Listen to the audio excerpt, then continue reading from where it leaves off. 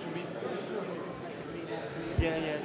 I will, during the morning session, I mean the first part, I will talk to them. And you want to meet here? Yes. Okay. Where you are staying? Yeah. Okay. All right. Thank you very much. Can I have the three people who are going to be presenting candidacies for venues? Est-ce que je peux avoir les trois individus qui viendront présenter les prochains lieux pour l'Assemblée générale? Alors, est-ce que je peux avoir Alberto Godenzi, Ignacio Sanchez, Enrique Alvarez?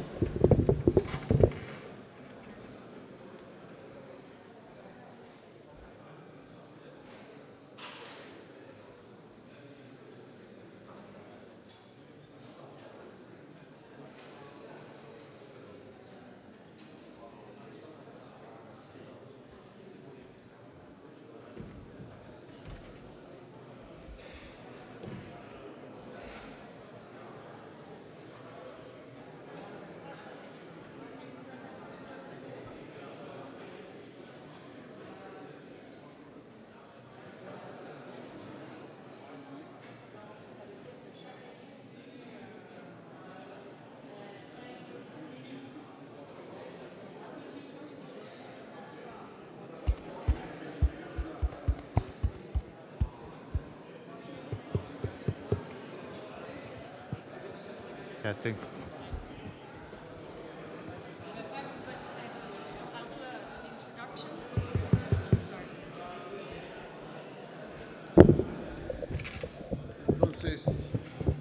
Good morning, everyone. Bonjour tout le monde. Ça va bien? Well, I don't think so. How are you this morning, good people of the Lord? You? Okay. Bon. So, we have a very busy schedule, and I will ask for your collaboration. I shall be merciless this morning, and I will cut you off if you go over the time allotted to you. And so participants, please don't think that I'm a mean person. I am protecting your interests here. So, we have this morning a session. It goes from 9 o'clock to 9:20. And during 20 minutes, we have to hear 3 presentations about possible future venues for the Assembly General. So do the math, 20 divided by 3, that's not a whole lot. So presenters, you have to be succinct and especially powerful and efficacious orators. So the first candidate to present is Enrique Alvarez, l'Universidad La Salle, Mexico. Hola. Hola. There you go. Buenos días, muchas gracias por permitirme presentar la candidatura para la próxima asamblea. México es un país muy rico por su historia, por sus tradiciones, pero también por la educación católica que tiene. Y la FIUC no ha estado muy cerca de México. Nunca ha habido una asamblea de la FIUC en México y consideramos que sería pertinente acercar la FIUC a México porque hay posibilidades de que muchas universidades puedan integrarse a la FIUC. La lejanía que ha tenido la FIUC de México ha hecho que muchas universidades no conozcan la presencia de la FIUC. Voy a permitirme pasar un video para que ustedes tengan un acercamiento de lo que es México y de lo que es la Universidad La Salle, México. Mexico, meeting point for the world. With 120 million inhabitants, Mexico is one of the most dynamic economies of the world. We are the main exporter of media and high technology goods between the countries of the G20, and the world leader in silver, technology, and beer.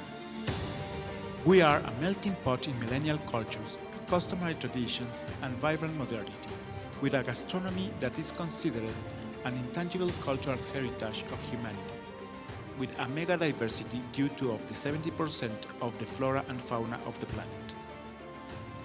A country with young talent, where 4 million students are studying in more than 5,000 universities, 100 of them with Christian formation. Today, we have more than 200 research and technological development centers. At 2,000 meters above sea level, with a privileged geographic location and enviable climate, you can find the oldest city of America, Mexico City. A cosmopolitan city, one of the biggest in the world.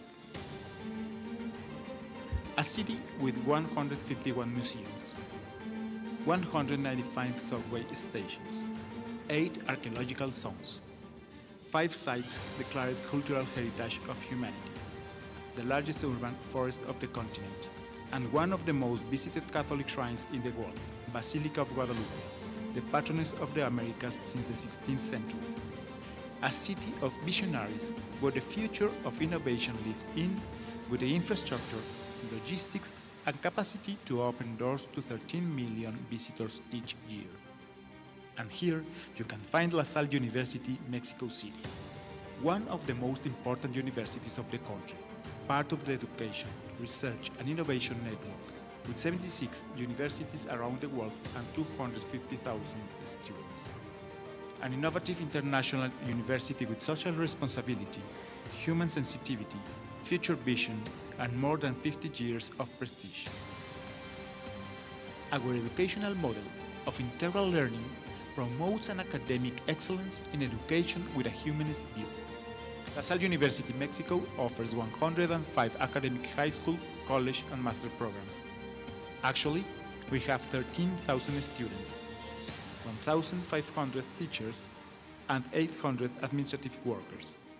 We have 131 research, development, and innovation projects, covering 6 knowledge areas and engaging 36 researchers, 200 teachers, and students. Each year, our La Salle social action programs cover 8 countries, 130 communities from 13 states of our republic, benefiting 135,000 people. With 285,000 square meters, Campus La Salle is divided into 4 units, with infrastructure and equipment needed to impulse the development of its community within all kinds of activities. The main complex is located in the Condesa neighborhood, a site considered the Soho of the city, with multiple access roads and connectivity with other city areas. Mexico is a place where you can find the future of innovation, investment, expansion, creativity, talent, development, education. We are looking forward to meeting you at the Assembly of the International Federation of Catholic Universities in 2021.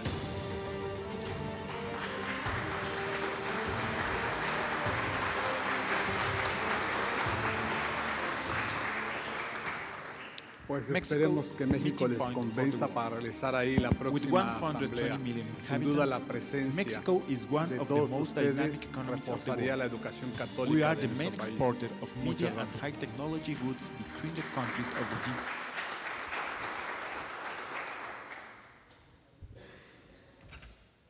That was very well done. Thank you. Set an example for the others. Good. Next presenter, Alberto Bergenzi, Boston College. You have 7 minutes.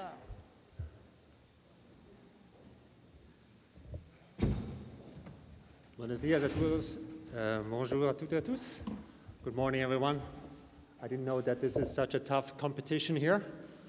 I will be followed by my very good friend, Rector Sanchez from PUC, Chile, and we had a wonderful presentation right now from Mexico. So why would you want to vote for someone from the US these days? I think that's a very good question. So I'm trying to present you a strong case for Boston College. In a world where national tendencies are growing louder and stronger, I think organizations such as IFCU are more important than ever. I come from a country that is deeply divided and whose administration tries very hard in weakening international solidarity and international alliances. I hope I don't hurt any feelings in the audience if I say that by the time of the next assembly in 2021, the political nightmare that we are experiencing in the US will be in the past.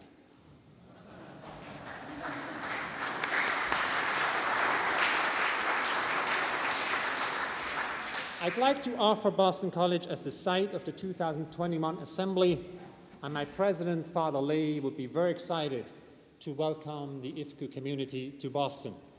For those of you who have never been in Boston, it is one of the most innovative cities in the US, and it has more prestigious universities than any other city in the world. So if you don't want to visit BC, you can go to Harvard or MIT.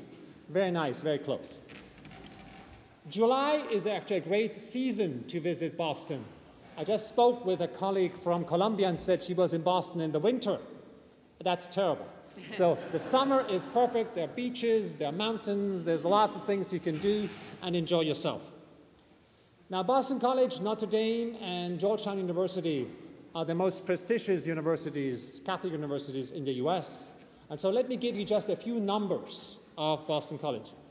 We have about 10,000 undergraduate students, 5,000 graduate students and doctoral students, about 850 full-time faculty, professors in 8 schools and colleges such as arts and sciences, management, law, and a very prestigious School of Theology and Ministry.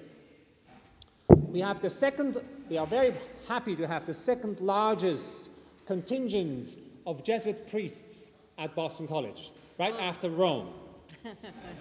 Boston College is a Research One institution. It has an operating budget of about $800 million and an endowment of $2.5 billion. 2/3 of our students are supported by financial aid, totaling about $120 million a year. But I know that words speak only to a certain extent, so let me show you, if I can handle this, a brief video of Boston. Let me see. Where is my good friend Nicolas when I need him? Right there. So is this the right one here? Okay, here we go. Yep. Towers on the heights. What do they mean to the men maybe and some women sound? who sing praises? What will they mean to future students? The answer may be found in what is happening today at Boston College. It's not that.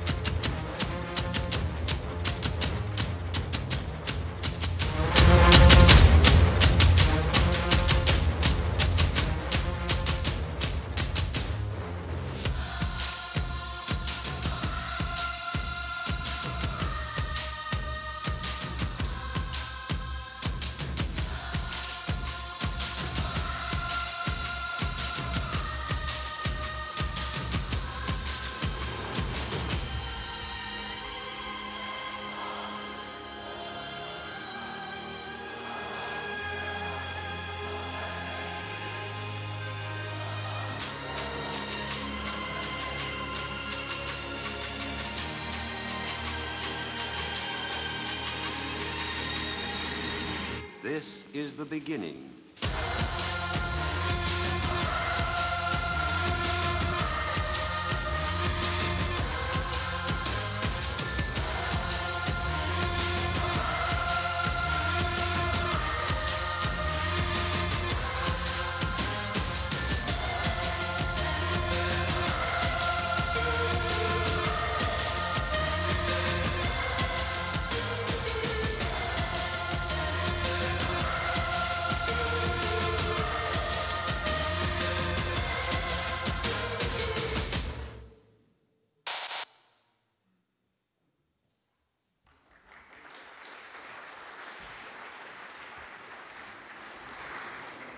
Our goal of hosting IFCU would be to first make a stronger contribution to, let me just pull this off here. Boston College is not. To make a stronger contribution to the Federation. Secondly, to expose more US Catholic universities to the Federation. When we met as a regional group, the US, we were 4 people. I know. We were 4 people, and so we like to change that. I think it is, from my personal view, it is embarrassing our presence. I think if we can change that, being a site for IFCU, I would be very appreciative. Third, we would like to facilitate stronger connections between US institutions and our international partners. And fourth, we would like to help advance Catholic higher education in general. In sum, it would be a delight and a privilege to host IFCU in 2021. Thank you so much. Excellent.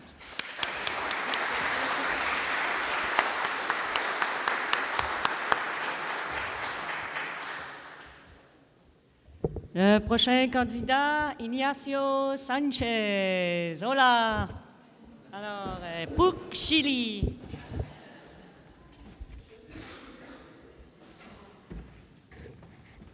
Good morning, bonjour. Muy buenos días a todos. Tengo una presentación que es en inglés, así que voy a hacer mi presentación en español. Lo primero que tengo que decir es que no voy a mostrar ningún video porque Chile es un país que hay que conocerlo en vivo, no a través de videos. Y voy a hacer un breve resumen de lo que es Chile, su norte, su sur y su centro, porque creo que al ir a IFCU en Chile hay que tomarse 3 o 4 días antes o después de la conferencia para ver algunas bellezas que son únicas en el mundo. Lo primero, en el norte tenemos lo que se llama San Pedro de Atacama, no sé cómo... San Pedro de Atacama, donde tienen el desierto más seco del mundo, con una belleza inigualable. En la zona central, por supuesto que está Easter Island, y 3 días o 4 en Easter Island es algo que nadie puede perderse si lo puede hacer. Y en el resto del país tenemos Valparaíso, la costa y la cordillera. Chile es un país muy largo, de cerca de 5.000 kilómetros, y muy angosto, no más allá de 150 kilómetros en algunas áreas y 300 en otras. Eso es todo lo que Argentina nos dejó en ancho. Y en la parte del sur, tenemos algunas bellezas inigualables como son los volcanes y Puerto Natales, que son el lugar donde están las Torres del Paine. Por lo tanto, creo que de manera experiencial, turística, nuestro país es uno de los países más bellos del mundo y si se puede conocer, creo que es una gran oportunidad. Nuestra universidad este año cumple 130 años. Es una universidad que está en Santiago y tiene un campus en el sur. Es una universidad comprensiva en el sentido de que tiene 18 facultades, tiene artes, humanidades, ciencia, teología, medicina, ingeniería, amplias carreras. Fue fundada en 1888, tiene una identidad católica desde su fundación, es una universidad donde el gran canciller es el arzobispo de Santiago y tratamos de avanzar en excelencia bajo una identidad y misión católica con una mirada de futuro, con equidad y calidad. Como decía, son 5 campus, 18 facultades, tenemos un programa college que es el único del país, 18 centros de excelencia, centros regionales y mucho trabajo de investigación interdisciplinaria. Nuestros profesores son más de 3.000, de jornada completa 1.800, tenemos más de 30.000 estudiantes, de los cuales cerca de 5.500 son de posgrado y tenemos un importante programa de doctorado. La investigación es muy importante en nuestra universidad. Hay más de 40 centros interdisciplinarios con cerca de 700 proyectos de investigación, muchos de ellos con lugares del extranjero. Desde el punto de vista de publicaciones y de actividad de investigación, hemos crecido mucho en los últimos 10 años, llegando a cerca de 2.500 publicaciones indexadas. en muy buenas revistas, con un factor de impacto el principal en Latinoamérica. Nuestra internacionalización es muy potente, más de 600 convenios con distintas universidades, gran parte de todas las que están aquí tenemos intercambio tanto de estudiantes como de profesores, con programas de doble grado, programas de doctorado común. Nuestra universidad recibe a cerca de 1.500 estudiantes todos los años del extranjero y estamos enviando cerca de 700 al exterior. Y tenemos más de 250 profesores extranjeros. Desde el punto de vista de los rankings, en varios años y varios rankings nos han situado en el primer lugar en Latinoamérica, dentro de los 2 o 3 primeros lugares en otros rankings, y con una prestigiosa ubicación a nivel del mundo. Y por último, nuestra universidad está muy comprometida con la sociedad. Creo que la temática de esta reunión nos llega muy directamente, el civic engagement, el compromiso con la sociedad a través del trabajo de nuestros investigadores, en el caso de viviendas sociales, a través del trabajo de nuestros estudiantes, por medio de sus trabajos voluntarios, a través de nuestro aporte en la gobernanza de las municipalidades y a través, por supuesto, de nuestro aporte en salud y en educación. Por todo esto, la invitación es a encontrarnos en Chile en el 2021. Creo que si hacemos y organizamos la conferencia, la asamblea allá, vamos a tener una muy buena asamblea con un muy buen nivel académico y también con un entorno de un país que quiere recibirlos. Muchas gracias.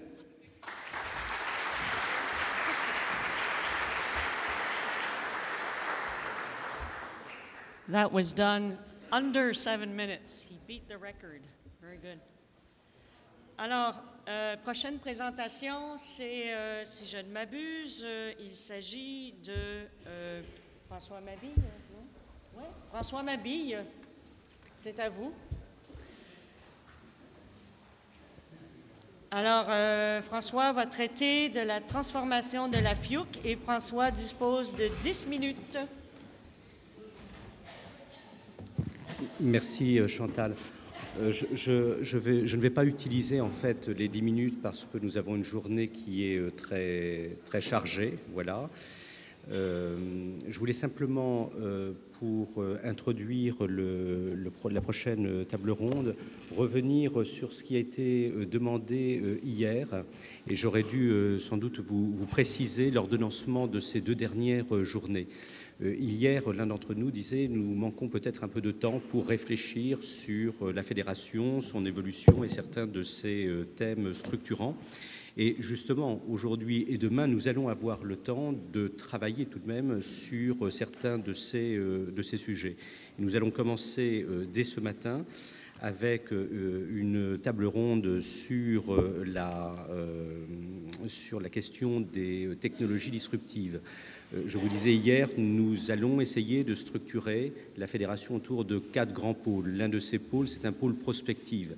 Vous avez eu dans vos sacs un rapport qui a été écrit par l'une des dernières personnes arrivées à la FIUC, Corinne Mellul, qui va être sur la scène dans quelques minutes. Corinne connaît de longue date les universités catholiques pour avoir travaillé à la Catho de Paris et à la Catho de Lille. Elle est également maître de conf à Sciences Po Paris et elle est l'auteur de ce rapport.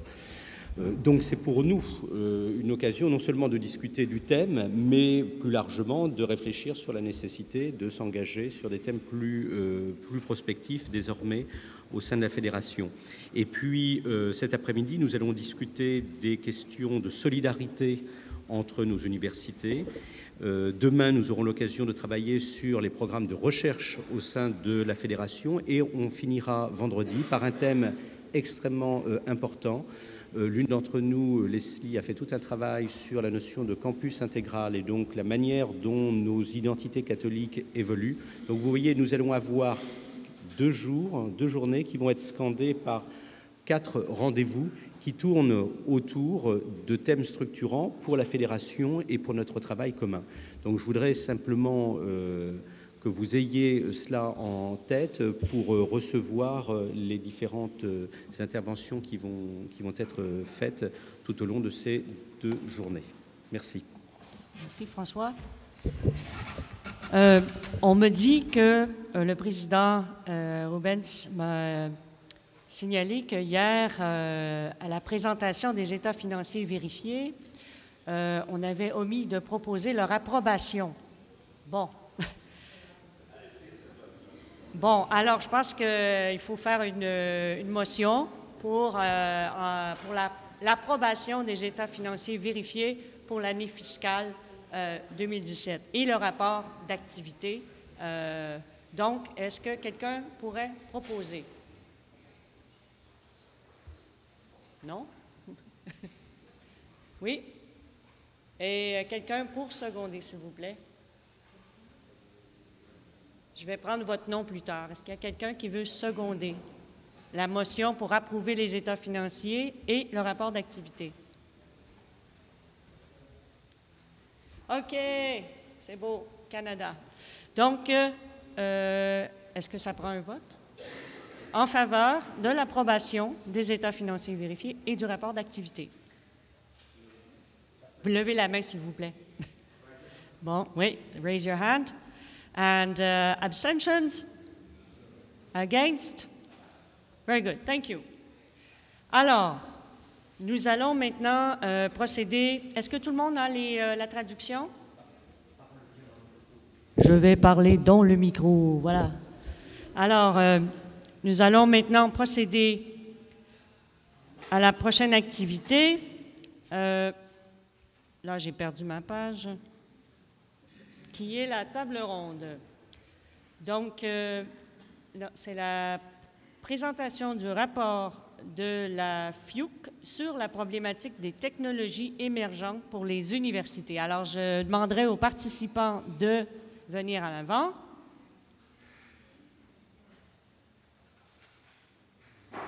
Alors, Corinne Mellul, conseillère principale de la FIUC. Oui. Oui.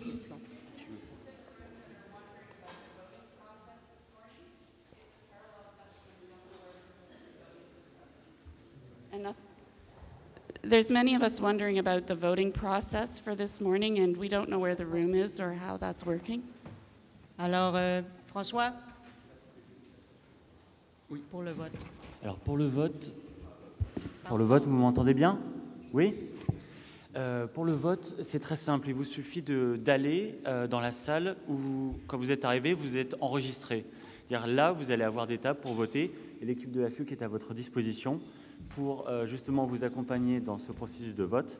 Donc la salle de vote s'appelle Renegan Hall et elle est un petit peu plus loin de la salle où ont lieu les déjeuners et les dîners. Okay. Voilà. Donc vous pouvez voter à partir de 9h30 jusqu'à midi. Merci. Is everybody clear about the location for the vote? Okay.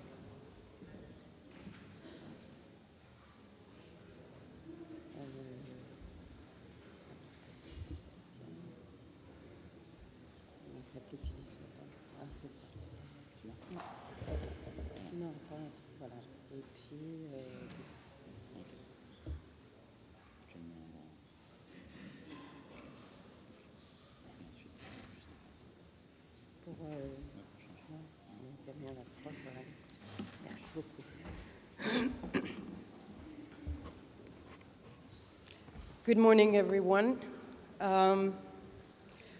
Rather than actually presenting the report that I wrote on emerging technologies and their impact on higher education and the labor market, the workplace, I chose to draw a few things out of the report that I thought could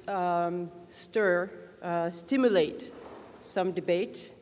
And so everything I'm going to say is one way or another in the report, but I'm not really going to talk about the report, which I hope you'll read or at least browse through. I thought I'd start this talk on evolving trends in higher education with a little vignette of an event that took place exactly a week ago at the White House.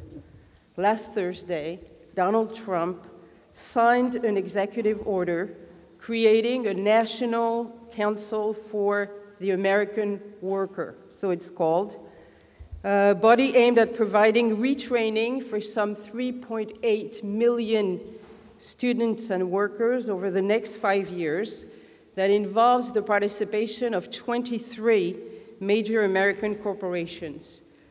The executive order aims to, quote, ensure that America's students and workers have access to affordable, relevant, and innovative education and job training, end quote. Now, what's remarkable about this is that present in the East Room with Trump as he was signing the order were the heads of Walmart, FedEx, and Microsoft, among other CEOs of big corporations, but not a single university or college president. Obviously, education was a central issue in this event, but not a single representative of higher education was in the room, and no one from higher education had even been consulted or had had any input in the project. At first glance, it seems to be in keeping with an administration that has consistently perhaps looked down on higher education, or viewed higher education with suspicion, and mainly as yet another tool for training and retraining. So you might ask, why bother to mention this event? Because, however we might view the Trump administration's overall concern with higher education, this executive order is, of course, another indicator of a trend that's been in the making for a few decades now, which I've tried to retrace in my report on the impact of emerging technologies on higher education in the workplace, which and this is the only thing I'll really say about it, is a sort of preliminary assessment of the issue, hopefully to be followed by more substantive projects in the future. So what I propose to do here for the next few minutes is to outline the main questions raised by the emergence of digital technologies, by automation, by robotization and artificial intelligence, both in higher education and in the labor market, and then suggest a couple of directions for a reflection on the subject.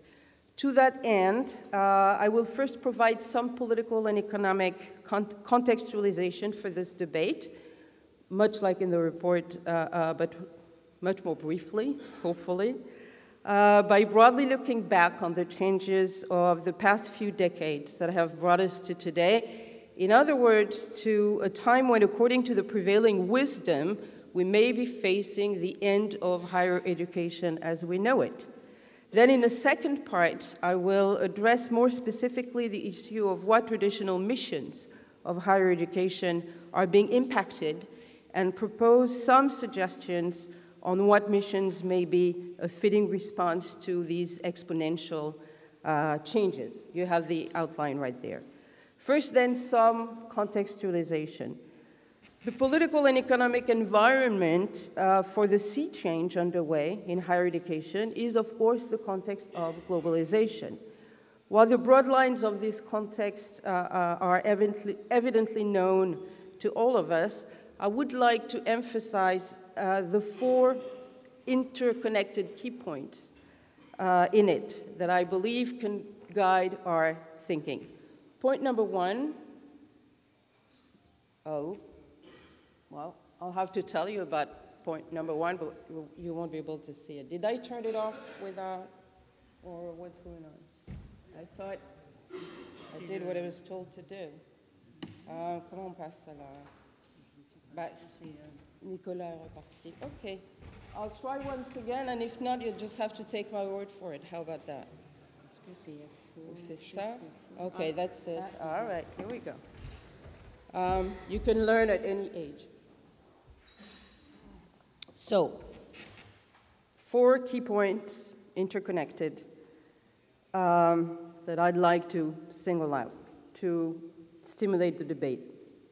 Point number 1, it is against the backdrop of globalization, roughly from the 1980s, that with the opening up of physical and later virtual borders through ICT across the globe, higher education comes to be viewed gradually and predominantly today as a service or a product proposed to students in many countries at rapidly increasing costs to the user.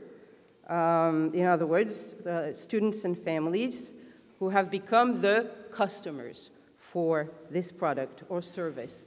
Point number 2, the political context in which these changes start to expand is the post-Cold War world, a world where the role of ideology and of alternative models of society has virtually collapsed, and market rules take over across the planet. This includes, therefore, higher education, an area where traditionally the value of what was delivered was either non-quantifiable or, at the very least, difficult to quantify. Point number 3 is the fact that as globalization expands, the free movement of people, of finance, of goods through borders, what has by then become the market of higher education is increasingly competitive, pitting many universities and colleges no longer only on a national scale but across the world against one another to attract students, much as companies that manufacture similar products or offer similar services compete against one another in a free market. Fourth and final point, as all of this is happening and as a result of it, the concept itself of what higher education is and should deliver begins to shift. Not just from a framework that fosters the broad pursuit of higher learning to a facility that provides a commodity, but also from a project that seeks to impart on the young the love of knowledge for its own sake, and a path to self-fulfillment through life, to a service that should guarantee a satisfying professional career with sizable earnings through life. What these 4 interconnected points have in common is that they are symptomatic of one single phenomenon, which is that, like the rest of the world, the field of higher education has been overtaken overwhelmingly, not entirely, but overwhelmingly by an economic rationale. What is behind the now common terms of commoditization or commercialization, or to some extent also internationalization of higher education. Now, the point of going back to this broad context of the emerging technologies of today is to emphasize that there is a straight line between the broad context, which I've just reminded you of, and the emerging technologies. And that straight line is the fact that the research and innovation behind the emerging technologies is vastly guided, vastly not entirely, but vastly, by a business rationale, the rationale of profit-making.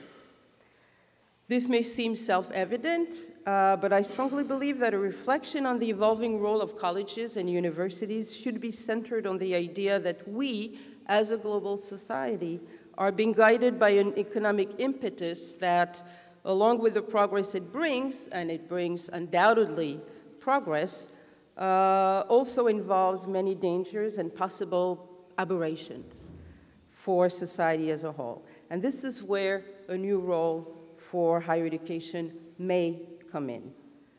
As we see the emerging technologies penetrate higher education on and off campus across the world, whether in the form of e-learning or learning analytics or the flipped classroom, teaching assistant robots, among multiple forms of digital and AI pedagogical innovations, this should be the time for institutions of higher learning to start thinking about how they can aim for something higher than just ways to simply react to these trends and or keep pace with them.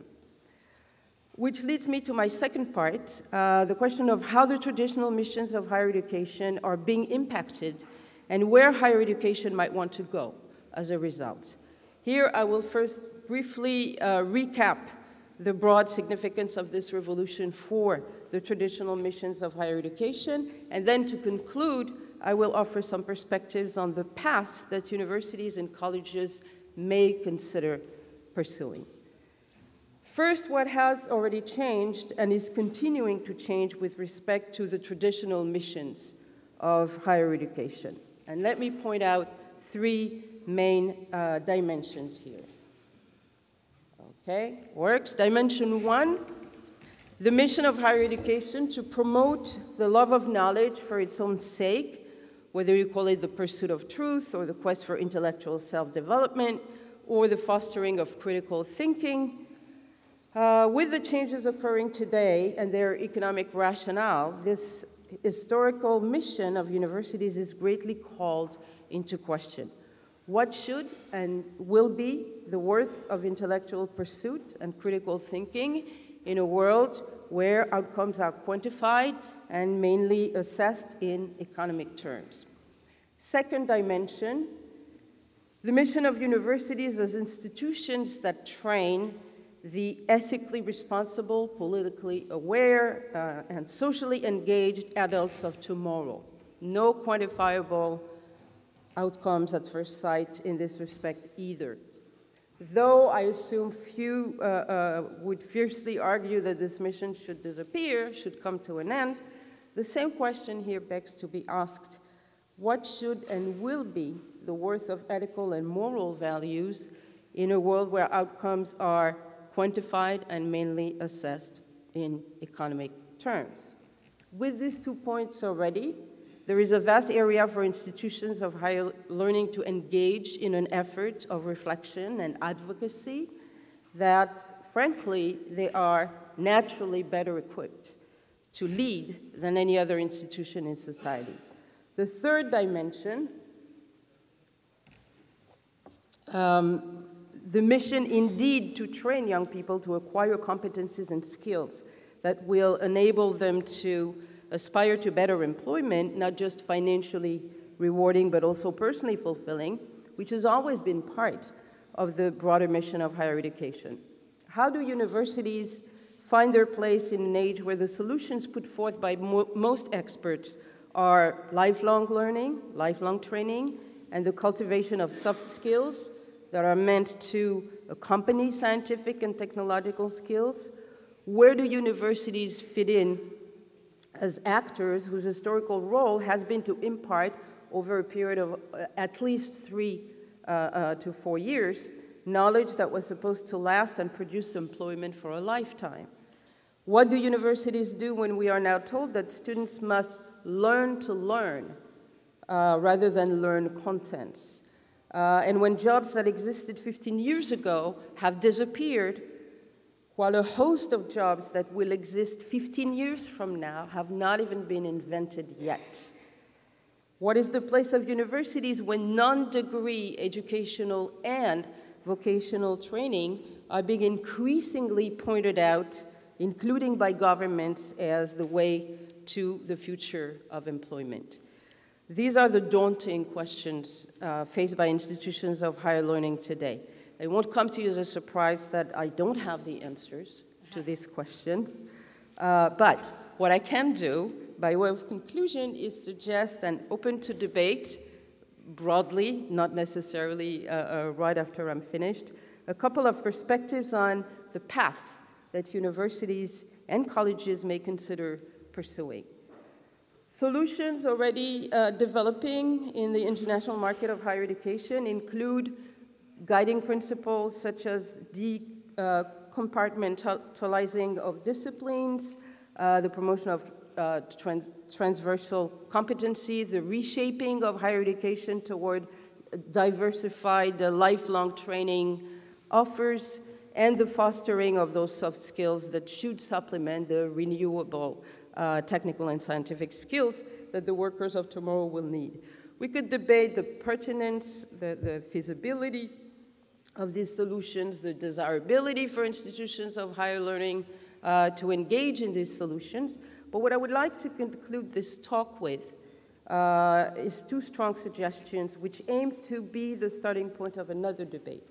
First suggestion is that the colleges and universities of tomorrow could make it a new mission to impart on students the sense of ethical consciousness and responsibility that will guide them students, to steer the AI revolution toward humane, compassionate, and socially mindful goals, away from the doomsday scenarios where the human form of intelligence is ultimately overtaken by the artificial one.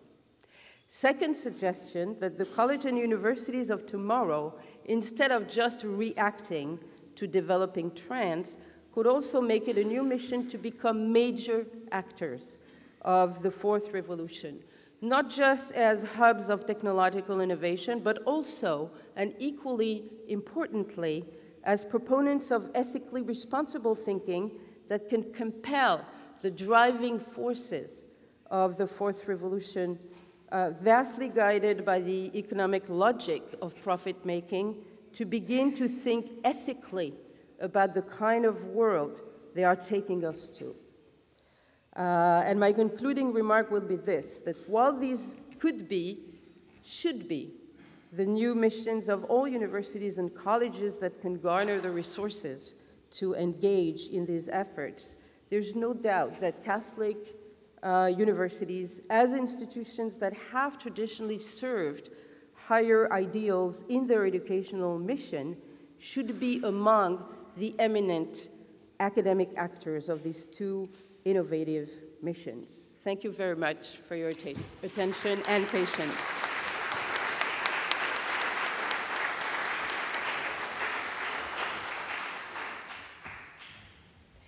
We're going to move to the second segment of this session.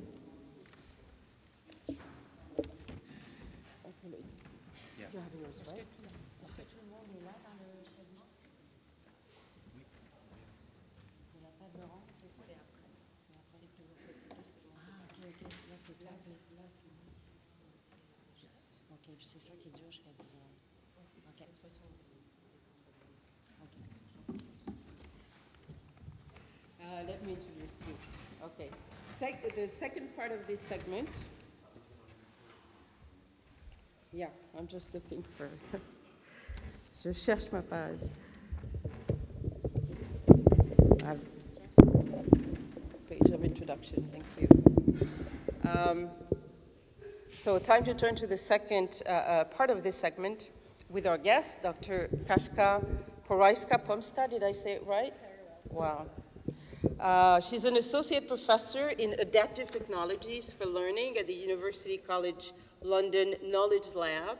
She's head of research for the Department of Culture, Communication and Media at UCL Institute of Education. She's a member of the management committee for the Bloomsbury Center for Educational Neuroscience, the steering committee for the UCL Institute of Digital Health, and a member of the executive board for the International Society for Artificial Intelligence in Education.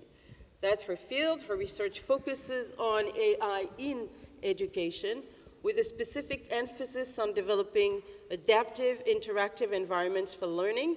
She has over 20 years of experience in working with different learners, including children and adults with and without special needs. Kaśka is an active participant in the current debates on the role of artificial intelligence in human development and in learning. And one of her overall research objectives is to seek to articulate ways to harness AI for human benefit and not against. And now I'll let you tell us what part of your expertise you're going to share with us today. Shall I use the microphone? Okay. Good morning, everybody. Thank you very much for inviting me to talk about artificial intelligence challenges and opportunities for education. I have very little time to talk about this. It's a huge field, so forgive me if this presentation is going to be very general. We're going to have questions at the end and a debate, so please do not hesitate to raise your hand and ask questions. I'm just going to keep Yes. Okay, so I have been asked by Corinne to give a broad introduction to artificial intelligence in education. And one of the main reasons, I suspect, and we heard from Corinne earlier, is because AI surrounds us every day, it seems.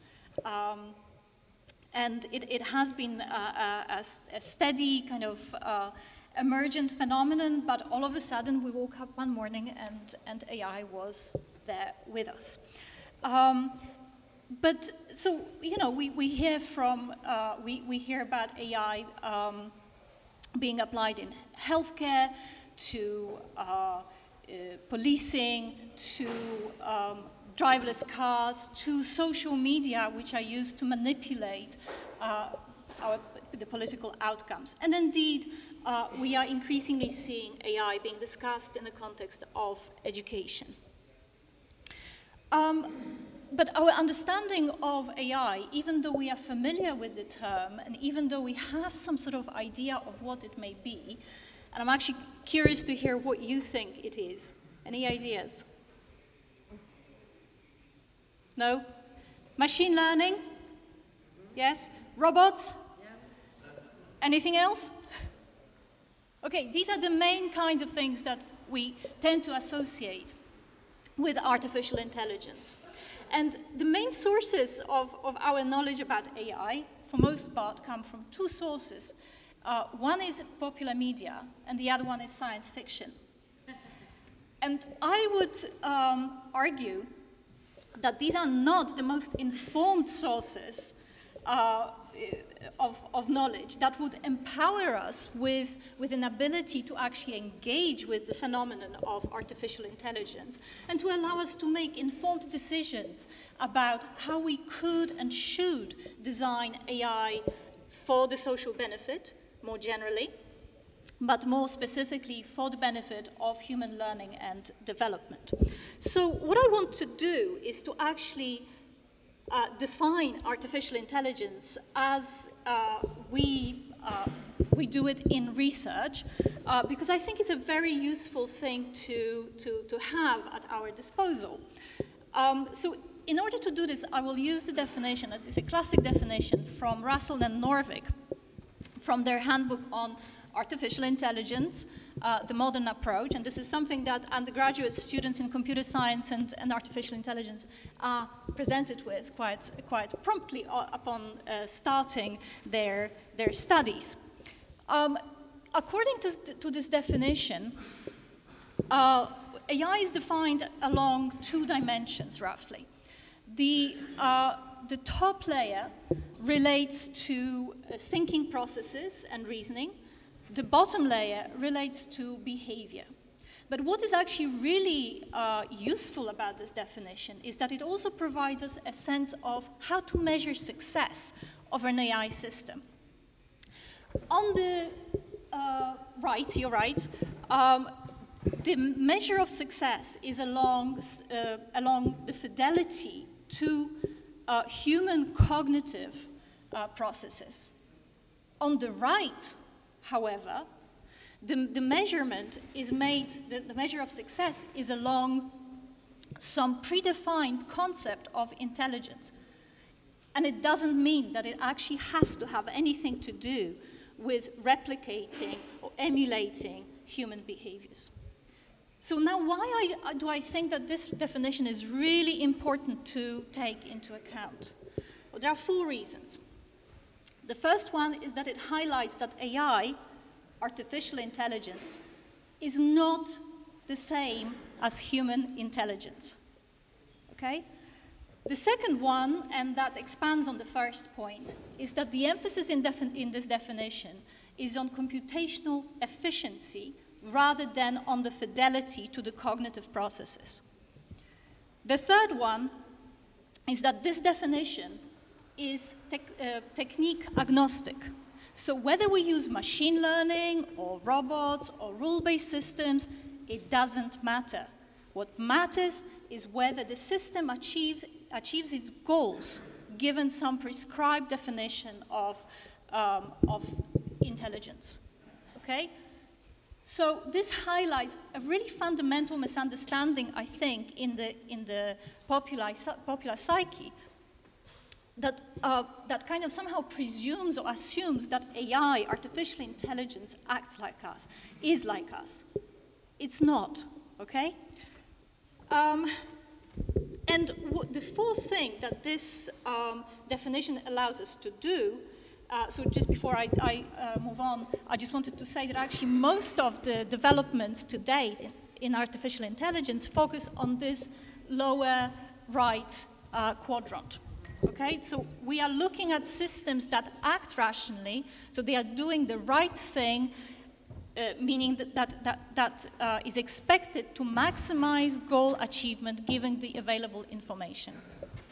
Okay, so I'll let you ponder that for a little bit longer and maybe bring it up in the discussion later on, because I think it's a really critical point. So the fourth thing that is really important about this definition is the fact that it allows us to take a step back and appreciate the fact, if we take the entire definition, all of the four quadrants, that artificial intelligence, whether it stays truthful to cognitive processes or not, is a multifaceted discipline.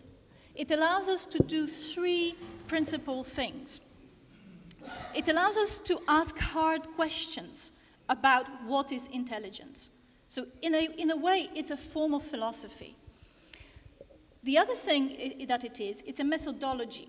So it provides us with potential tools, in this case these are computational tools, for addressing those hard questions in a very systematic way, okay? In very contrived contexts very often, and very limited contexts, but nevertheless these are useful methods to use.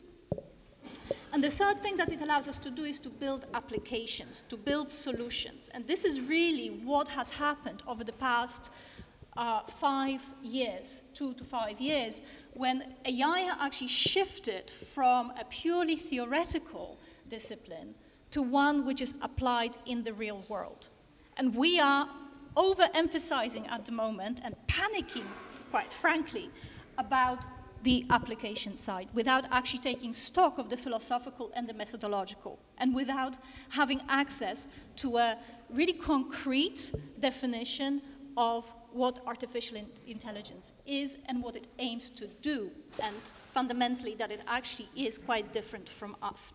So we have a lot of fears emerging from this ignorance, and we can think of a multitude of different issues that AI brings with it, the challenges, which I will highlight in a second. But there are also good things about AI. And this is something that is the focus of artificial intelligence in education, where we are looking at a whole range of questions, from how do we learn, how do we solve problems, how do we feel during the learning processes, and how can we adapt our interventions to the individual needs of the learners. And just to bootstrap what I'm going to say next, and to highlight the challenges and the opportunities.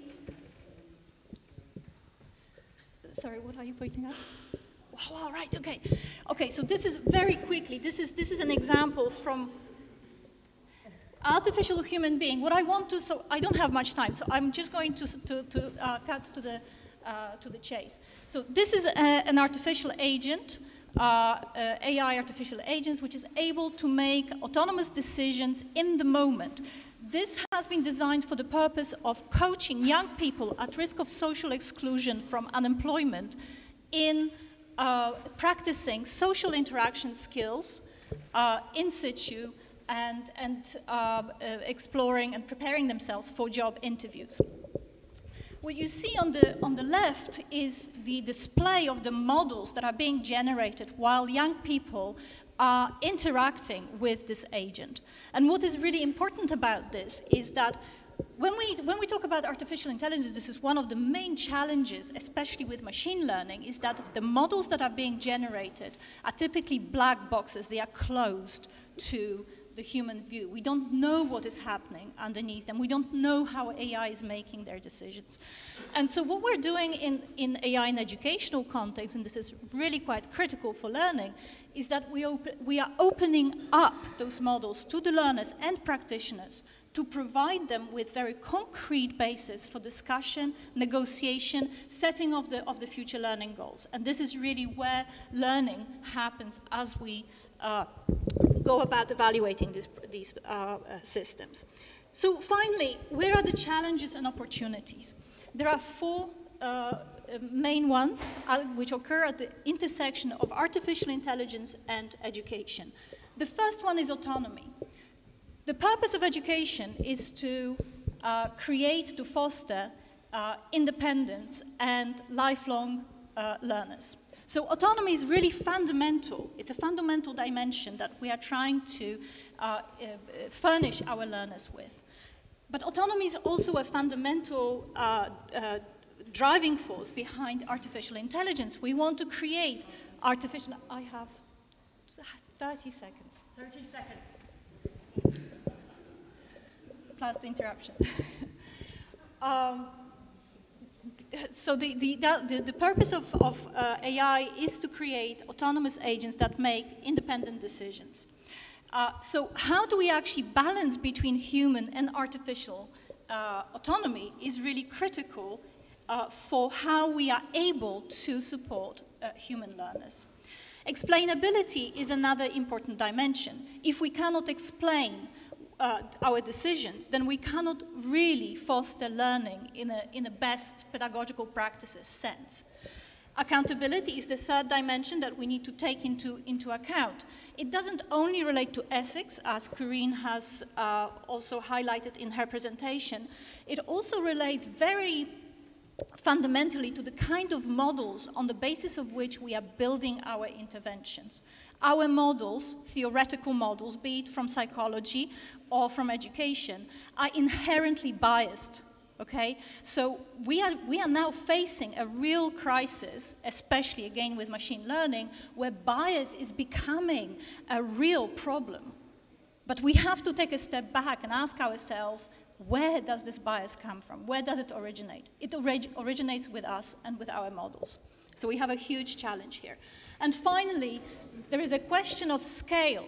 Okay, there is a predicted shortage of teachers of about 25 million, I think, by 2030.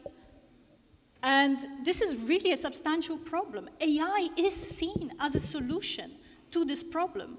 But how do we balance between scaling up our best pedagogical practices and reaching out to the unreachable so far, and the individual needs of the learners? These are the challenges, and we do need to consider them in the context of this multifaceted, multidimensional discipline that AI affords us. Thank you very much. Sorry about that.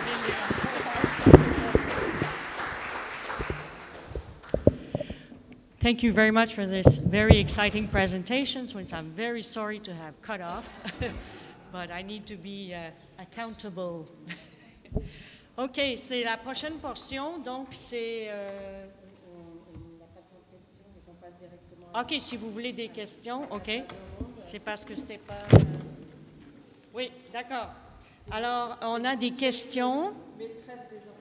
Oui, certainement. Donc, je propose 20 minutes pour des questions, 15-20 minutes au max. Avant qu'on pose des questions, peut-être on pourrait se lever un petit peu, juste bouger les épaules. Oh oui, respirer, parce que là, il y en a qui ont mal aux fesses. Bon, d'accord. Et puis, je me suis aussi fait dire que le bureau de vote est ouvert. Ceux qui veulent y aller peuvent y aller. Il ne faut pas qu'on y aille tous en même temps pendant la pause. Mais en même temps, il faut qu'on reste pour la période de questions aussi pour faire honneur à nos conférenciers et conférencières. Donc, voilà, les questions sont ouvertes pour nos deux conférencière. I had a couple of questions that I wanted to ask Kashka. We might start with that if you have questions. In the microphone. Oh, yeah. Merci. If you have questions in the audience, too, you want to start? Go ahead. No, that's fine. I'll get to ask my questions, so you can... You're welcome to start. You just need a microphone. Okay. All right. A question related to think and act, which is interesting in your paper, and the way to think and to act.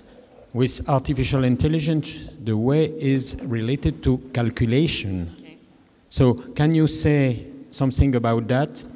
Is thinking related to calculation only, and what can be expected as progresses in artificial intelligence to do larger? You need 4 hours for that. Yeah, I need 4 hours for this. How long do we have? You don't have 4 hours. No, I do not think that thinking is just calculation, first of all. I do think that there are certain things that we can formalize quite precisely, and this is something that the field has been doing for many, many years. I mean, the field of AI in education is in existence for about 40 years now, and there's been a lot of work at the intersection of cognitive science and artificial intelligence that looks at how we can actually formulate knowledge, encapsulate knowledge, different types of knowledge in a formal way. And one of the best examples of that, if you want to have a look at those examples, is that of cognitive tutors, which are developed by Carnegie Mellon, colleagues at Carnegie Mellon. You know, historically, this has been the focus of the field, and there has been a lot of optimism at the beginning that we can, you know, that knowledge is something that can be objectively captured and formalized. But obviously, as both the educational research has developed and cognitive science and AI in education, it has become quite clear that this is just one way of looking at learning. And we do have an emerging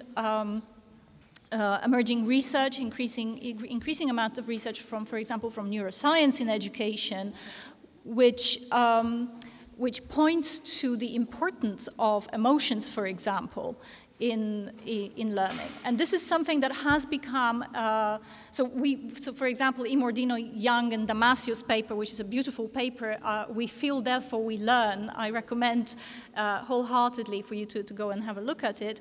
It presents a model of learning, of cognition, which is almost entirely overshadowed by emotions.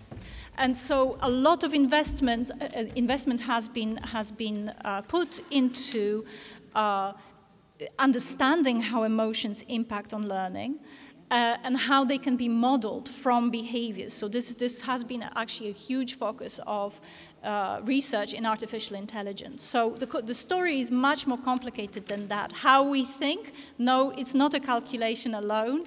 There are a lot of contextual factors that come to play, and also subjective reality of individual learners that will affect how information is transformed into knowledge and how knowledge is actually applied and whether it's applied in the first place. Now, in terms of the AI and the kind of future thinking and potential, there are two camps. One camp believes that AI can actually to some extent replace the teachers, or some of the tasks that they do that may be possible, and that has been the early kind of development in the field.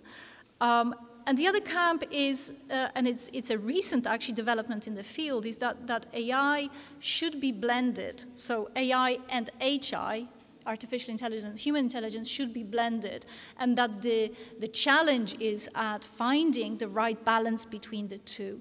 And in fact, in the example that I rushed through from one of my projects, the ability to actually display the data back to the learners and to the teachers is really critical, because in this context, AI doesn't try to emulate or replicate human teachers' behaviors.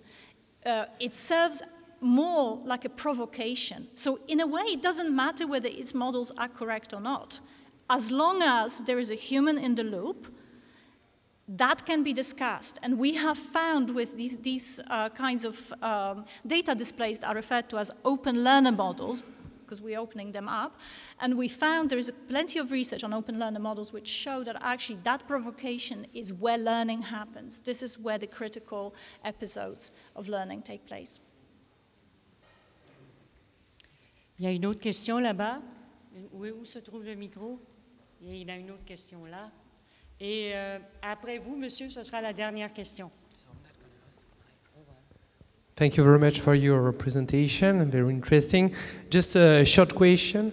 You are an expert in artificial intelligence. Can you tell us if in the framework of your work or over research works, if artificial intelligence can support, can help disadvantaged students, vulnerable students especially.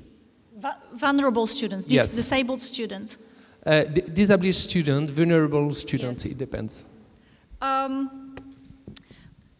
Before I answer this, I just would like to say that AI is just a tool, and it's the way that you apply that tool that will determine whether it's effective or not. So it's like any other tool in education. This is my personal view.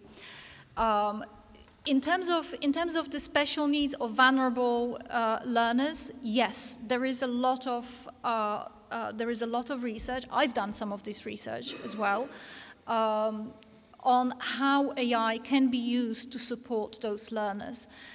So, for example, there's actually quite a lot of work in relation to autism. Some of this work, again, I've been involved in, where AI can serve, AI, for example, with the artificial agents, can serve as a stepping stone to the interactions, for example, with humans, because, you know, I mean, depending obviously on the needs, on the special needs, this can actually serve, you know, these kinds of learners very, very well. There are examples, other examples, innovative examples of using AI, for example, as a social prosthetic. I'm still with the autism or any kind of social communication difficulties, where you can use detection sensing technologies to then create models of social situations, which can then be used to advise in real time. And so I think that's a really potentially very exciting research avenue. I mean, still in the lab, it's still not really out there, but these are the kinds of things that are being explored. The example that I have taken, I have presented earlier, is from a project where we worked with really vulnerable young people between 16 and 25 who, well, we defined them for the project as at risk of social exclusion, but the truth is that we actually worked with a lot of kids who were already excluded, completely excluded. And many of them never had a chance to participate in a job interview, let alone practice, you know, and develop their skills. And it has been a very revelatory experience for them to be able to practice these kinds of skills, to see themselves in situations that they never imagined themselves being in. So, you know, there are many different ways in which AI can be used, and I really insist on dramming in the you know, the message that AI is not here to replace. AI is here to, this is how I see it, and how I see the potential of AI. It is here to enhance our current capabilities and to help us become better than what we are. And that includes also exposing our biases, by the way. Merci. Je pense que malheureusement, il y avait une autre question, mais on ne peut pas la prendre, monsieur. Je suis vraiment désolée. We can't take your question because we really have to start the next panel if we want to leave here at 10:40 for the coffee break. Alors, je vais inviter les panélistes à se présenter immédiatement en avant, all the panel members. And thank you to our speakers.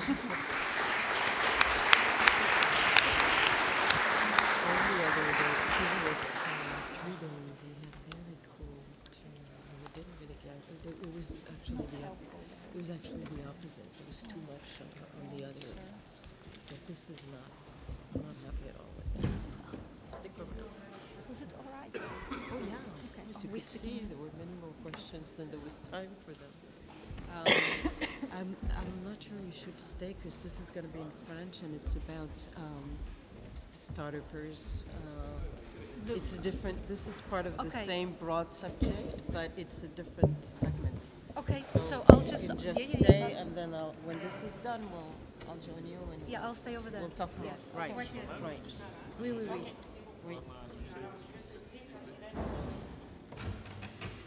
On a au moins une demi-heure quand même. Ouais. Ok. Ouais. Enfin, c'est pas moi qui vais parler essentiellement, donc. Oui, je sais bien, mais on a une maîtresse des horloges très efficace, donc c'est une tâche que je n'aurais pas à accomplir, ce qui est bien. Bonjour. Alors, est-ce qu'on... Non, il n'y a pas moyen qu'on soit tous assis, hein, c'est pas possible. Donc, je vais être obligée de me... Ou alors, je me mets au milieu. Ouais, bon. Ouais. Enfin, c'est un peu... Ouais. Oh, je vais rester là, et puis ça va, on arrive à se voir. OK. Donc sans transition, mais toujours en restant dans le même domaine.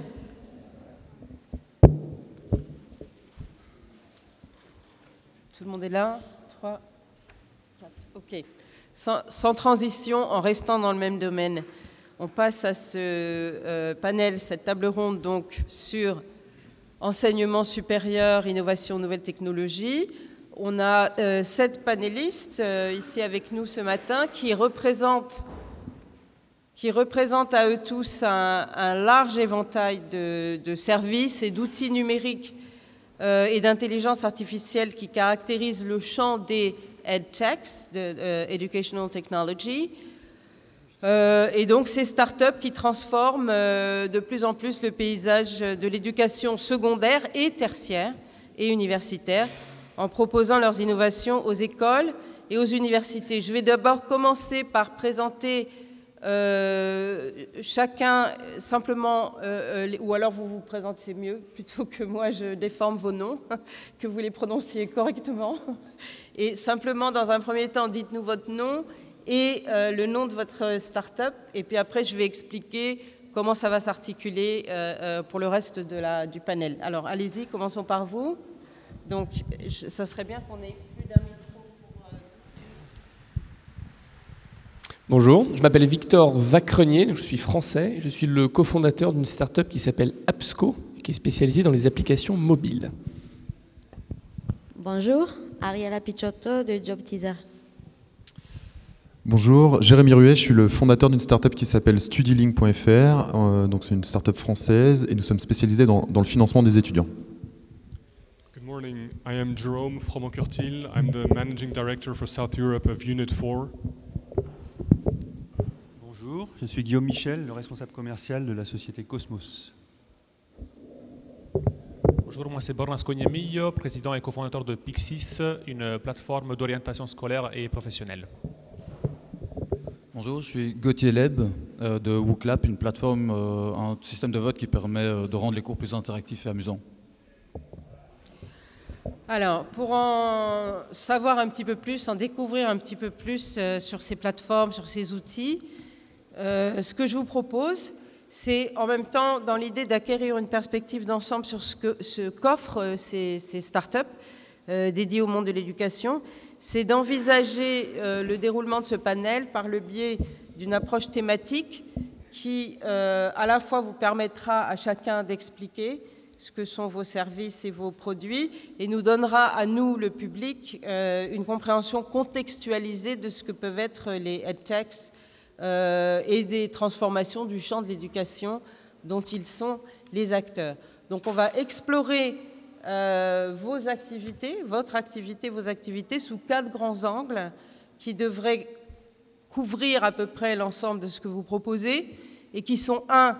Les services et les outils destinés aux universités, c'est-à-dire le client final est l'université elle-même, les services de direction de l'université, en particulier les services et les outils qui visent à optimiser la communication des universités et à valoriser leur offre. Le deuxième thème dont on va parler, ce sont les outils, les services qui ciblent la pédagogie à proprement parler, et qui sont donc plus directement destinés aux étudiants.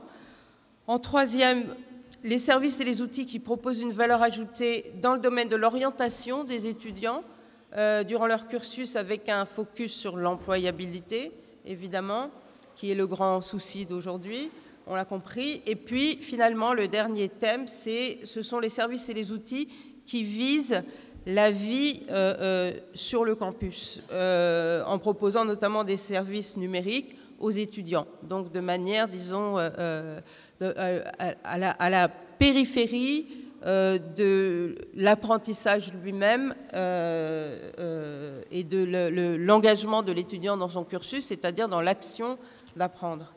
Alors, ça devrait permettre à tout le monde de parler et de présenter son outil. Et après, ce qui serait intéressant, ce serait d'ouvrir la séance aux questions.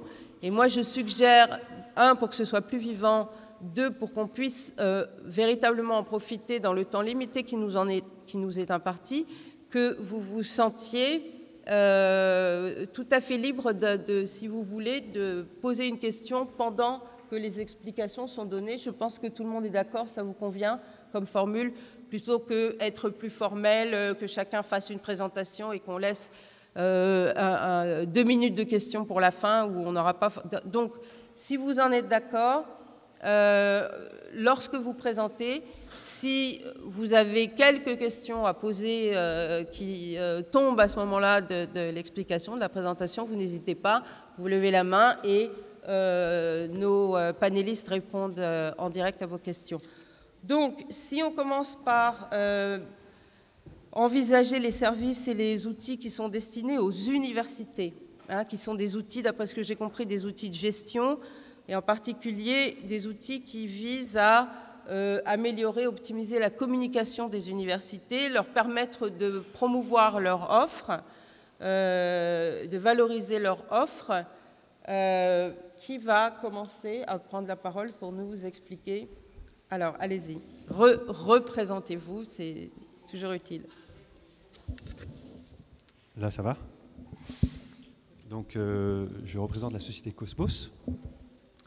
Donc, Cosmos accompagne effectivement les universités depuis les débuts du web, en les conseillant et en leur apportant une technologie pour fournir une information simple, compréhensible et ciblée aux étudiants, aux futurs étudiants sur l'offre de formation et sur les autres activités de l'université. Donc, cela permet à la fois de renforcer la notoriété et l'image de marque de l'établissement, mais ça permet aussi de fournir une information qui est vraiment ciblée et adaptée à chaque étudiant. Parce que vous avez des étudiants de profils tellement variés et une offre de formation tellement riche que c'est compliqué de bien cibler ce que vous voulez dire à vos publics. Donc, in fine, c'est aussi un levier de recrutement, puisque ça vous permet de faire la différence par rapport à d'autres établissements qui communiqueraient de façon moins efficace. Et plus récemment, nous fournissons aux étudiants des outils leur permettant de visualiser et de construire en ligne leur parcours individuel de formation. Alors ça, ce sont donc tous les services pour les prospects et futurs étudiants de l'université.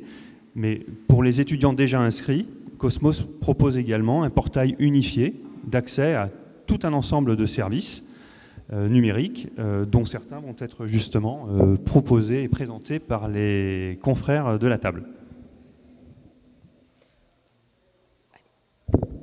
So from my side, from Unit 4, so we're not exactly a startup, as we've been in business for over 40 years, catering to the higher education sector. We're a global company operating across all the continents, and more recently developing in Latin America and sub-Saharan Africa.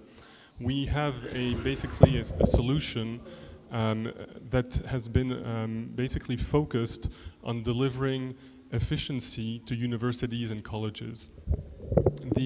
What we recognize is many of the topics that were mentioned in the presentation earlier around the challenges and the fundamental transformations that have been happening in the higher education space and that are actually happening in the higher education space. We have solutions that IT and technology solutions that help essentially with the digital transformation across 3 areas that are very closely integrated. We pride ourselves as being in business for people, and so in higher education this means that our solutions cater to students, cater to faculty, and cater to staff. And we believe that really linking processes, linking data flow information across these 3 constituents is key to having a modern and efficient model whereby universities can really support the digital transformation that they're faced with. I would just add that in terms of the things and the shifts that we have seen with our customers, we very clearly see that whilst everything was organized from a process standpoint in the past around the university or the institution, we have seen a very strong shift whereby everything now is centered around the student, and there is indeed a lot of competition to attract students. And so all of the IT infrastructure of these institutions need to now be centered around a unique and central vision of the student that needs not only to stay within the reach of the student, but also to disseminate within the staff and within faculty so that everyone has a coherent view of the student life cycle. Okay. Je l'ai passé en anglais, enfin peu importe.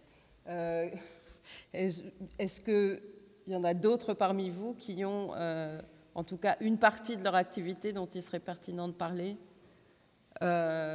Ok, donc on passe au thème suivant qui était les services et les outils qui ciblent la pédagogie à proprement parler, donc l'apprentissage dans toutes ses déclinaisons.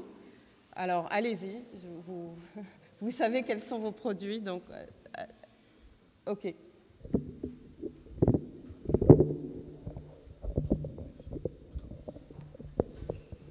Voilà, bonjour. Alors, ce que nous avons réalisé chez WooClap, surtout, c'est que la pédagogie actuelle, donc la manière d'enseigner, est très contraire aux bonnes pratiques que mettent en avant les chercheurs en neurosciences. Par exemple, il a été prouvé dans une étude menée par l'Université de Paris-Dauphine, que l'attention des étudiants baisse ou peut baisser drastiquement au bout des 10 premières minutes d'un cours magistral. Idéalement, pour y remédier, il faudrait varier les activités pédagogiques toutes les 10 minutes. Donc ça veut dire qu'on pourrait montrer une vidéo, on pourrait demander aux étudiants de discuter entre eux, ou on pourrait leur demander de participer activement au cours, donc en répondant par exemple à des quiz créés avec des systèmes comme la plateforme que nous offrons. Un autre exemple, c'est que les chercheurs en neurosciences ont démontré que l'on apprend mieux lorsqu'on arrive à lier la nouvelle matière à des connaissances que l'on possède déjà. Donc il est beaucoup plus difficile d'assimiler un concept lorsque l'on n'est pas capable de faire des liens à des notions déjà connues. D'ores et déjà, très peu d'enseignants connaissent le niveau de connaissance de leurs étudiants avant qu'ils n'arrivent en cours. Et des EdTech comme WooClap permettent de mesurer ce niveau de connaissance avant, pendant et après des séances de cours et de proposer du contenu adapté aux étudiants en conséquence. Donc ce que l'on considère, ou ce que l'on pense, c'est que la pédagogie de demain sera personnalisée, excitante, collaborative et axée sur l'expérience. Elle sera personnalisée car les EdTech proposeront du contenu adaptée à l'étudiant, à son niveau de connaissances et de compétences et des objectifs qu'il se fixe. Elle sera excitante car les nouvelles générations s'attendent à vivre des expériences tout le temps, partout, y compris dans les salles de classe.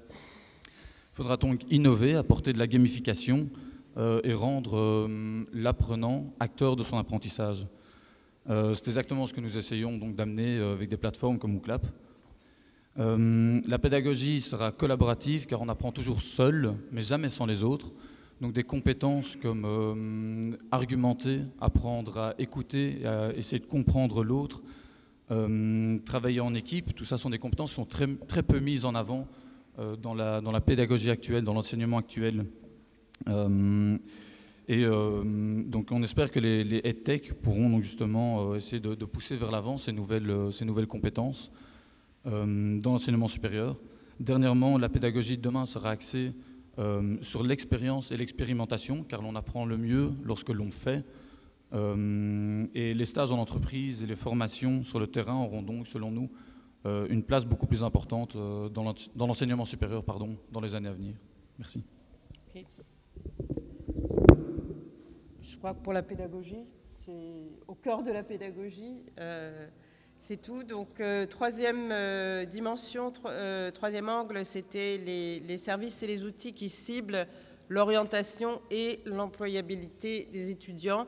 Alors, je me trompe peut-être, je ne suis pas du tout une spécialiste, mais je pense que c'est quand même un des champs dans lesquels il y a le plus d'offres d'innovation et de croissance constante des formules, des offres qui existent sur le marché.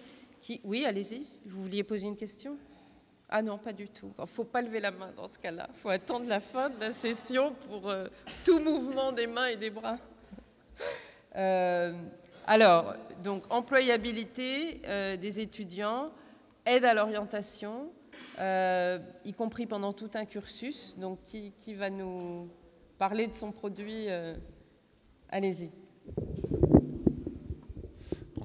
Bonjour et merci pour cette belle invitation et je suis ravi d'être devant vous pour vous présenter et vous parler aussi de Pixis.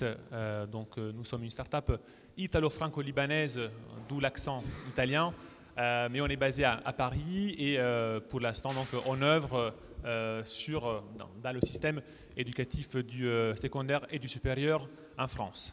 L'orientation scolaire, effectivement, c'est un sujet aujourd'hui de très forte actualité en France, mais on pourrait l'élargir tout autour dans le monde. Et nous, chez Pixis, en fait, on s'est posé une question. Comment pouvoir aider les jeunes, les collégiens, les lycéens, les universitaires, à se poser les bonnes questions à partir donc d'un « qui suis-je » quel métier, quel parcours, mais en menant la discussion plus loin, en se disant quel est le rôle que je veux jouer au XXIe siècle. Pour nous, c'est très important parce qu'aujourd'hui, justement, avec la technologie qui est partout et qui va justement permettre d'innover et avec le digital, de diffuser, de démocratiser des services tout autour du globe, c'est important de rester ancré sur des piliers très forts, des valeurs, qui vont permettre justement aux jeunes d'être acteurs de leur orientation et de ne pas la subir. Et aujourd'hui, chez Pixis, donc nous, on est ravis d'être à cette assemblée de la FUC parce que justement, un des thèmes que nous portons fortement à notre sens, c'est la réflexion sur le développement durable. Comment associer des métiers, des formations aux 17 objectifs de l'ONU et permettre à tout un chacun de s'approprier de causes pour lesquelles lutter, s'intéresser et pouvoir construire à partir de cette étincelle valoriale un projet de vie et un projet d'épanouissement tout d'abord personnel et après professionnel, tout en sachant que désormais les carrières linéaires sont terminées et donc c'est un shift dans lequel la formation initiale et continue finalement vont tendre vers un parcours finalement qui va fusionner. Et donc, en tant que start-up dans l'orientation, c'est un vrai enjeu de pouvoir permettre aux jeunes tout d'abord de réfléchir sur eux-mêmes, avant, après, de leur permettre d'un côté de leur fournir une information de qualité, mais aussi qualifiée, donc par rapport à des centres d'intérêt pour des secteurs et des métiers, mais aussi un accompagnement personnalisé. Aujourd'hui, en France, il y a 61% d'étudiants qui se réorientent au bout de la première année de fac. Et c'est un coût social énorme, c'est un coût social pour les familles, pour les jeunes et pour l'État qui dépense en formation dans l'enseignement supérieur.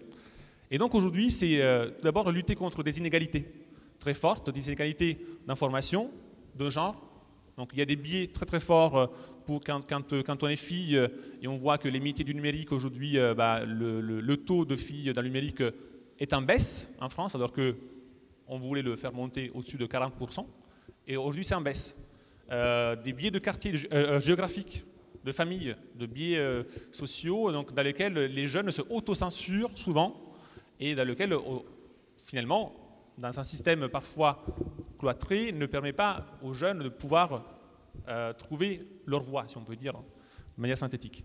Et donc, chez Pixis, pour nous, c'est très important d'utiliser le digital comme levier, comme catalyseur d'un process de pouvoir diffuser. Et donc toutes les solutions aujourd'hui qui sont ici présentes, à mon sens, c'est justement permettre ce process de lutte contre les inégalités, et de permettre à tout un chacun de pouvoir s'épanouir et de trouver finalement sa voie. Et l'intelligence artificielle, la technologie, c'est, comme disait tout à l'heure Madame tout à l'heure, l'intelligence artificielle, la technologie, ce n'est qu'un moyen, mais les valeurs sont là, et je pense que c'est un très bon endroit pour justement parler de valeurs et d'où on veut aller, parce que si on aura des voitures volantes, quand on réfléchit sur le métier de demain du futur, j'ai un peu un sourire quand on pense aux voitures qui vont voler, mais on ne saura pas où elles vont atterrir, parce que avec le réchauffement climatique,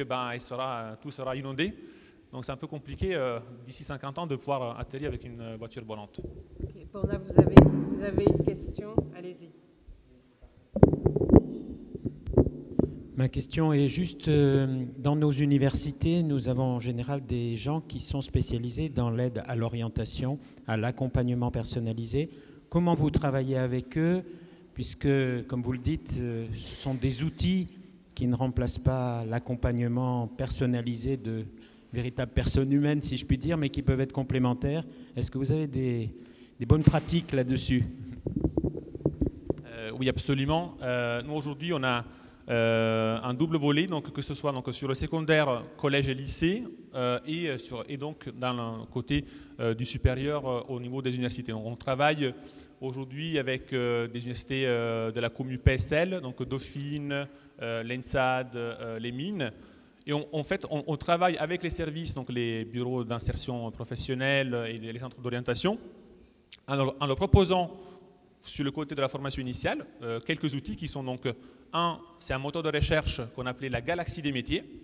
C'est un moteur de recherche interactif qui permet d'explorer de manière simple, ludique, des milliers d'informations sur des métiers des formations, avec des articles inspirants à la clé. Donc on a un travail de veille de fond qui permet aux jeunes d'avoir accès à jusqu'à 250 sources médias dans le net. Et après, on a aussi un assistant conversationnel, donc c'est une application mobile qui intègre un bilan d'orientation complet de A à Z, qui est justement mis au service des professionnels de l'orientation, qui eux peuvent débriefer avec les jeunes qui auront passé en amont tous ces différents parcours pédagogiques d'orientation. Maybe in response to the question, I would add from a Unit 4 side is that we definitely see technology coming to play in these types of situations.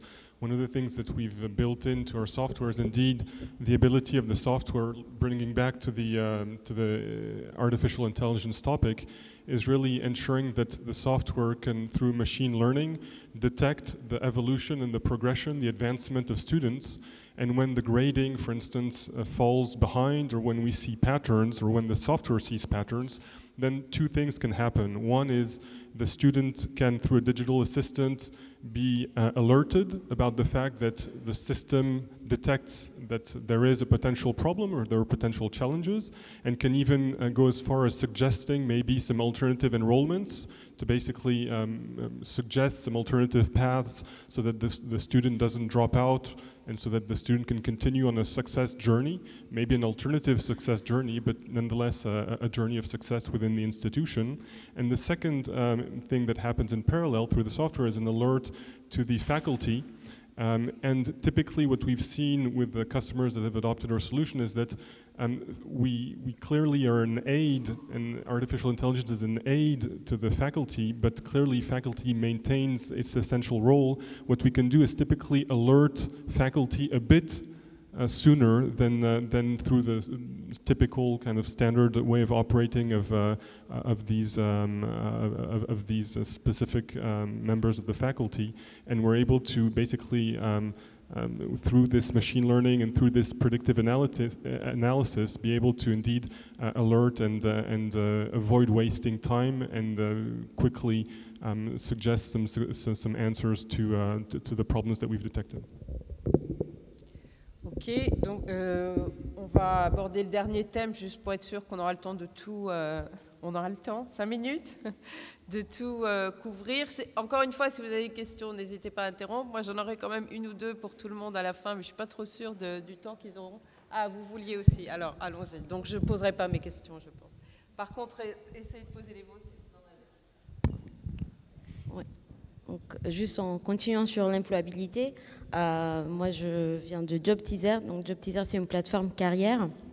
On travaille avec plus de 400 universités en Europe pour justement travailler avec les services carrières pour aider leurs étudiants. Donc on a une plateforme carrière qu'on met dans les intranets des universités.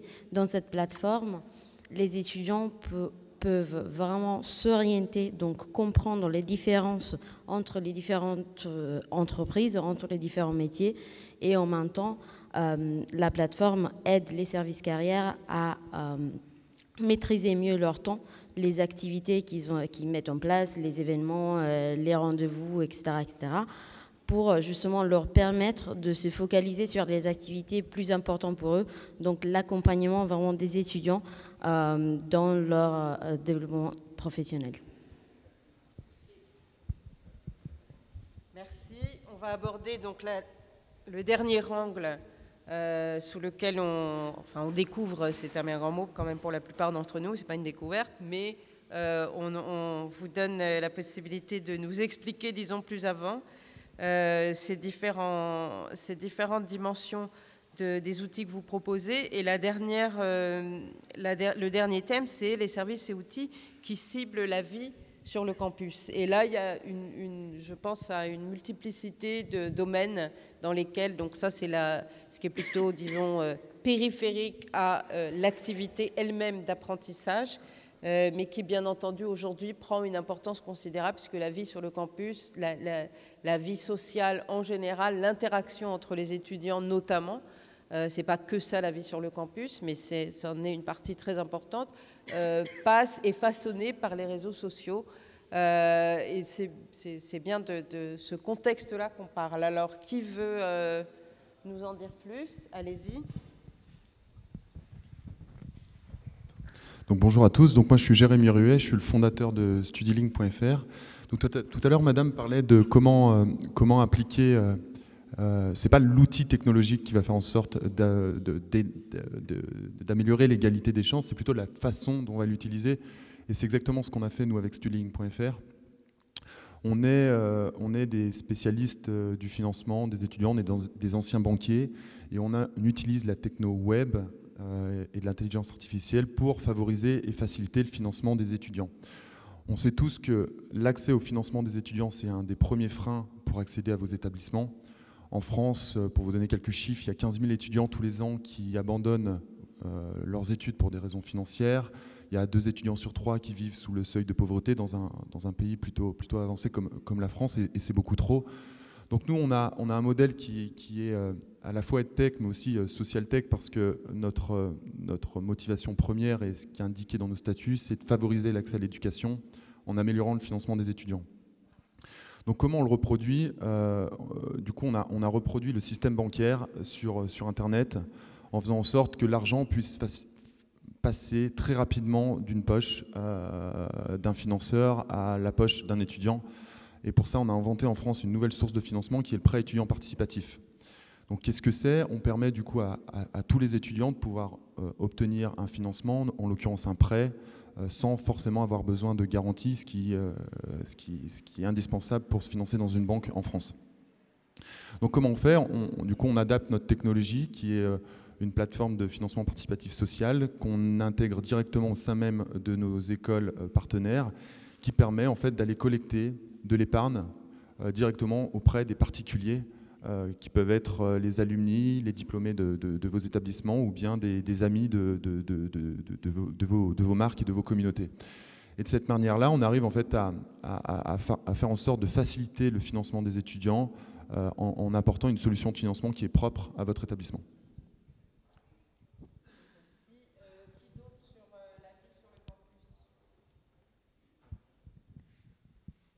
I'll switch to English because I think we don't have much time left, and I tend to use very long sentences in French, so I think I'm going to be pretty much more straightforward in English, hopefully.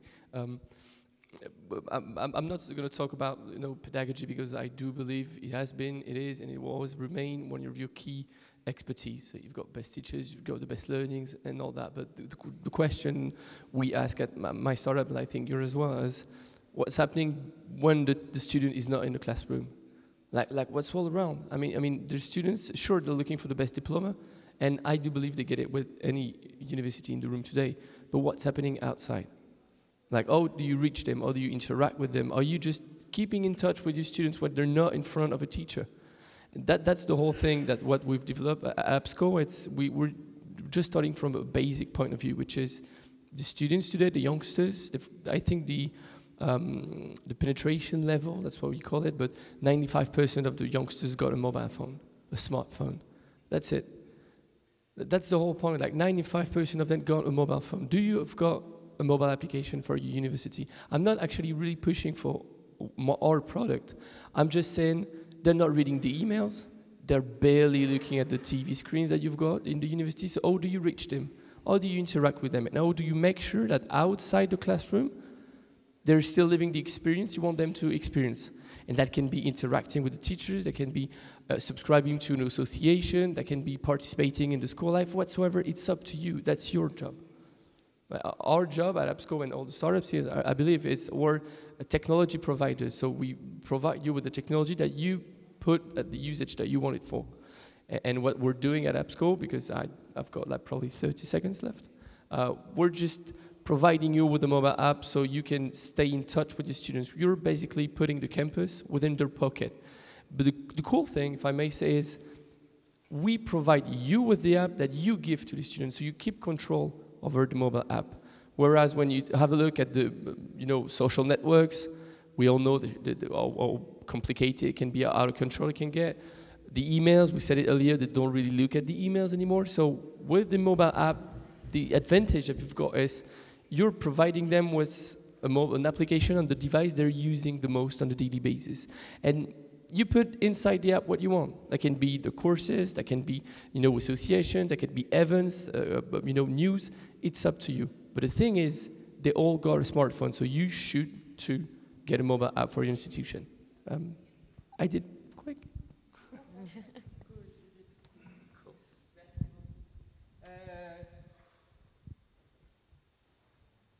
Ok. Alors, malheureusement, merci beaucoup à vous tous. Malheureusement, on n'a pas le temps de poser des questions, pas plus les miennes que les vôtres. Mais vous restez encore tous au moins aujourd'hui. Donc, si vous avez des questions à leur poser, ils sont là. Ils vont rester là, je pense au moins, ou la plupart d'entre vous, peut-être même tous jusqu'à demain. C'est au moins ça. Mais en tous les cas, on ne pourra pas avoir de questions et discussions collectives, mais on aura fini à peu près à l'heure. Donc je vous remercie beaucoup de nous avoir donné cet éventail des produits que vous proposez, qui nous permet en même temps aussi de mesurer la pénétration du numérique et de l'intelligence artificielle sur les campus. Merci beaucoup. Merci à tous les sponsors. Vous pourrez blâmer la méchante dame en bleu qui tient l'horloge. Alors, il faudra que tout le monde soit de retour ici à 11 h. Nous commençons, que vous soyez là ou que vous ne soyez pas là. Alors, en même temps, il y a du café, en même temps, il y a du vote. Donc, les panélistes, en tout cas, doivent être de retour ici pour 11 h. Merci beaucoup.